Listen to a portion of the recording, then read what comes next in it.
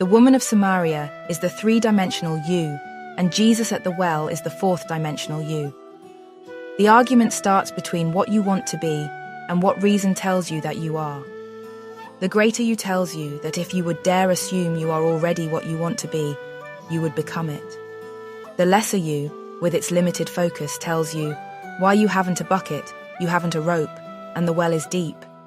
How could you ever reach the depth of this state without the means to that end?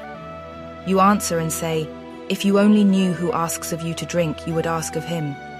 If you only knew what in yourself is urging upon you the embodiment of the state you now seek, you would suspend your little sight and let him do it for you.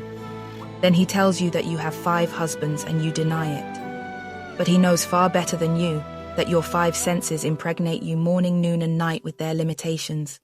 They tell you what children you will bear tonight, tomorrow, and the days to come. For your 5 senses act like 5 husbands who constantly impregnate your consciousness, which is the great womb of God, and morning, noon, and night they suggest to you, and dictate to you that which you must accept as true. He tells you the one you would like to have for your husband is not your husband. In other words, the 6th has not yet impregnated you. What you would like to be is denied by these 5, and they hold the power. They dictate what you will accept as true. What you would like to accept has not yet penetrated your mind and impregnated your mind with its reality. He whom you call husband is really not your husband. You are not bearing his likeness. To bear his likeness is proof that you are his wife.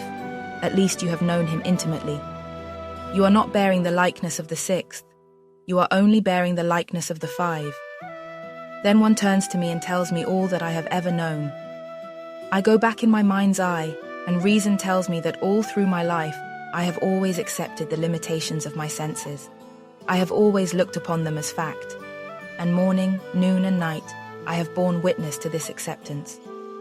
Reason tells me I have only known these 5 from the time I was born.